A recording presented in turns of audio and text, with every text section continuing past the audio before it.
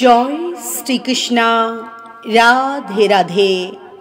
নমস্কার বন্ধুরা, আজকের এই ভিডিওতে আপনাদের জানাবো 2025 জন্ম অষ্টমীর সঠিক সময়সূচি। জন্ম অষ্টমীর দিন কি খাবেন আর কি খাবেন না, অভিষেক ও পূজার শুভ সময়, জন্ম অষ্টমীর পালনের সঠিক সময়সূচি। বন্ধুরা, ভগবান শ্রী বিষ্ণুর অষ্টম অবতার ভগবান শ্রীকৃষ্ণের জন্মতিথি হল জন্ম অষ্টমীর উৎসব। হিন্দু সনাতন ধর্মে জন্ম অষ্টমী অত্যন্ত গুরুত্বপূর্ণ ও মাহাত্ম্যপূর্ণ ধর্মীয় উৎসব। ভাদ্র মাসের কৃষ্ণপক্ষের অষ্টমী তিথিতে জন্মগ্রহণ করেছিলেন ভগবান শ্রীকৃষ্ণ। শাক্ত ও গোস্বামী উভয় মতে এবছর অর্থাৎ ইংরাজি 2025 এবং বাংলার 1432 বঙ্গাব্দের জন্ম অষ্টমী তিথি পালিত হবে আগামী ইংরাজির 16 আগস্ট, বাংলার 30 শ্রাবণ শনিবার দিন। অষ্টমী তিথি শুরু হবে ইংরাজির 15 আগস্ট, বাংলার 29 শ্রাবণ শুক্রবার রাত্রি 1:17 এবং এই অষ্টমী তিথি থাকবে পরের দিন অর্থাৎ ইংরাজির 16 আগস্ট, বাংলার 30 শ্রাবণ শনিবার রাত্রি 10:49 পর্যন্ত। বন্ধুরা, জন্ম অষ্টমীর পূজা সাধারণত মধ্যরাতে করা হয়, অর্থাৎ এবছর 16 আগস্ট শনিবার মধ্যরাত্রে জন্ম অষ্টমীর পূজা করতে হবে। যদিও বন্ধুরা অষ্টমী তিথি শনিবার রাত্রি 10:49 পর্যন্ত থাকবে, কিন্তু সূর্য উদয় পাওয়ায় শনিবার দিনই অষ্টমী তিথি পালন করতে হবে। ভগবান শ্রীকৃষ্ণ ভাদ্র মাসের কৃষ্ণপক্ষের রোহিণী নক্ষত্রে জন্মগ্রহণ করেছিলেন, তাই জন্ম অষ্টমীর দিন রোহিণী নক্ষত্র থাকা অত্যন্ত শুভ বলে মনে করা হয়। তবে এবছর জন্ম অষ্টমীতে রোহিণী নক্ষত্রের যোগ থাকছে না, কারণ এবছর রোহিণী নক্ষত্র সময়কাল শুরু হচ্ছে নবমী তিথি অর্থাৎ 17 আগস্ট রবিবার সকাল 6:45 থেকে। তবে জন্ম অষ্টমীতে রোহিণী নক্ষত্রের যোগ না থাকলেও জন্মাষ্টমীর পূজায় কোনো বাধা নেই। চলুন বন্ধুরা, এবারে আপনাদের জানাই জন্মাষ্টমীর ব্রত পালন করলে কি ফল লাভ করা যায়। তার আগে আমার প্রত্যেক বন্ধুদের কাছে অনুরোধ রইল, আপনারা ভিডিওটি মনোযোগ সহকারে শেষ পর্যন্ত দেখবেন। আমি আশা করছি আজকের এই ভিডিওটি আপনাদের ভালো লাগবে। আর ভিডিওটি দেখে ভালো লাগলে একটি লাইক করবেন, কমেন্টে মনে ভক্তি ও ভালোবাসা রেখে জয় শ্রীকৃষ্ণ, রাধে রাধে, জয় গোপালের জয় লিখতে ভুলবেন না। বন্ধুরা, জন্ম অষ্টমী হল অশুভ শক্তির ওপর শুভ শক্তির জয়ের প্রতীক। অশুভ শক্তির অত্যাচারী মহারাজ কংসের বিনাশের জন্য জন্ম অষ্টমী রাতে ভগবান শ্রীকৃষ্ণ এই ধরাভূমিতে আবির্ভূত হয়েছিলেন।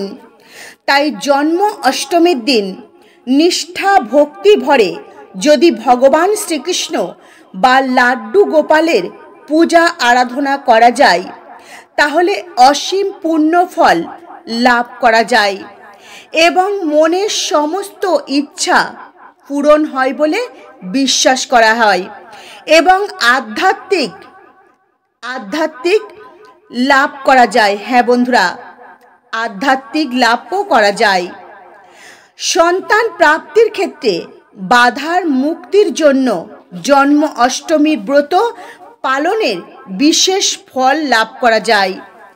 শাস্ত্র অনুসারে জন্ম অষ্টমীর ব্রত পালন করলে মানুষ এই জড় জগতের জন্ম মৃত্যু, রোগ ব্যাধি, দুঃখ কষ্ট, বাধা বিপত্তি থেকে মুক্তি পায় এবং জীবন সুখ শান্তি সমৃদ্ধিতে ভরে ওঠে। দুর্ভাগ্য সৌভাগ্যে পরিবর্তন হতে বেশি সময় লাগে না। বন্ধুরা, চলুন এবারে আপনাদের জানাই জন্মাষ্টমীর ব্রত পালনের কিছু নিয়ম। জন্মাষ্টমীর ব্রত পালনের আগের দিন সারাদিন সংযম পালন করতে হবে, নিরামিষ আহার গ্রহণ করতে হবে। জন্মাষ্টমীর দিন সারাদিন নির্জলা উপবাস থেকে মধ্যরাত্রে ভগবান শ্রীকৃষ্ণের বিশেষ পূজা ও অভিষেক করতে হবে। তারপর উপবাস ভাঙতে হবে। যাদের পক্ষে নির্জলা উপবাস থাকা সম্ভব নয় তারা ফল, মিষ্টি, ডাবের জল, জল, দুধ ইত্যাদি খেতে পারেন এবং রাতে জন্মাষ্টমীর পূজার পরে অনুকল্প প্রসাদ খেয়ে উপবাস ভাঙতে হবে। জন্মাষ্টমীর পূজাতে আমরা ভগবান শ্রীকৃষ্ণকে তালের বড়া বা অন্য যে কোনো পিঠে এগুলি কিন্তু নিবেদন করি বা অন্নভোগ এগুলো নিবেদন করি। তো জন্মাষ্টমীর পুজোর পরে এগুলি আমরা প্রসাদ রূপে গ্রহণ করতে পারি না। পরের দিন এগুলি প্রসাদ স্বরূপ গ্রহণ করে পালনের পরে কিন্তু এগুলি প্রসাদ স্বরূপ গ্রহণ করতে হবে। হ্যাঁ বন্ধুরা, জন্মাষ্টমীর পরের দিন পালন করে এগুলি প্রসাদ স্বরূপ গ্রহণ করতে হবে। জন্মাষ্টমীর দিন নারকেল খাওয়া কোনোভাবেই উচিত নয়। তবে নারকেলের তৈরি বিভিন্ন রকম ভোগ যেমন নারকেল নাড়ু, নারকেলের সন্দেশ, নারকেলের পিঠা এগুলি ভগবান শ্রীকৃষ্ণর ভোগে নিবেদন করা যায়। এবং জন্মাষ্টমীর পরের দিন বন্ধুরা এগুলি অবশ্যই কিন্তু পারণ সেরে খাওয়া যায়। বন্ধুরা, জন্মাষ্টমী ভগবান শ্রীকৃষ্ণের অত্যন্ত প্রিয় একটি উৎসব। জন্মাষ্টমীর দিন অবশ্যই আপনারা সংযম পালন করবেন, নিরামিষ আহার গ্রহণ করবেন। চলুন বন্ধুরা এবারে আপনাদের জানাই জন্ম অষ্টমী সম্বন্ধে কিছু বিশেষত্ব। বন্ধুরা, এই জন্ম অষ্টমীর উৎসব সকলের পালন করা উচিত। এই জন্ম অষ্টমীর উৎসব পালন করলে যারা নিঃসন্তান ব্যক্তি রয়েছেন তারা কিন্তু সন্তান প্রাপ্তি করতে পারবেন যদি নিষ্ঠা ভক্তি ভরে গোপালের পূজা করতে পারেন। এই জন্মাষ্টমীর ব্রত সঠিক নিয়মবিধি মেনে পালন করলে জীবনে সুখ শান্তি সমৃদ্ধি লাভ করা যায়। বন্ধুরা, এবারে আপনাদের জানাই জন্মাষ্টমীর পালনের সঠিক সময়সূচি। আগামী ইংরাজি 17 আগস্ট রবিবার সকাল 6:45 মধ্যে জন্ম অষ্টমীর পালন সমাপ্ত করতে হবে। বন্ধুরা, জন্ম অষ্টমীর পরের দিন সকালে স্নান সেরে নির্দিষ্ট সময়ের মধ্যে ভগবান শ্রীকৃষ্ণের পূজা করে মন্ত্র জপ করে পালন সমাপ্ত করতে হবে। বন্ধুরা, জন্মাষ্টমীর পরের দিন নন্দ উৎসব পালন করা হয়। নন্দ উৎসব অর্থাৎ ভগবান শ্রীকৃষ্ণের জন্মের পরের দিন ভগবান শ্রীকৃষ্ণের পালক পিতা নন্দ মহারাজ নিজের গৃহে সন্তানের আগমনের আনন্দে সমস্ত গোকুলবাসীদের নিয়ে উৎসবে মেতে উঠেছিলেন এবং তাদের জন্য মিষ্টি বিভিন্ন রকমের ব্যঞ্জন সহযোগে ভুরিভোজের আয়োজন করেছিলেন।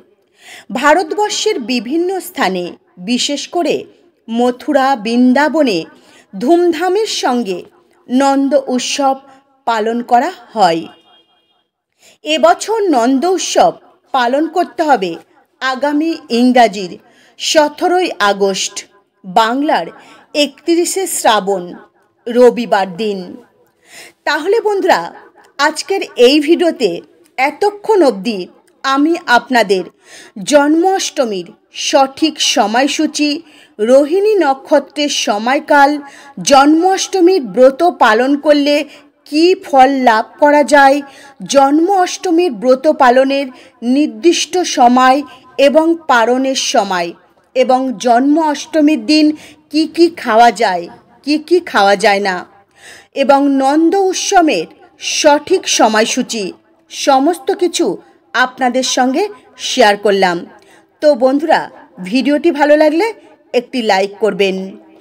নমস্কার, ভালো থাকবেন। হরে কৃষ্ণা।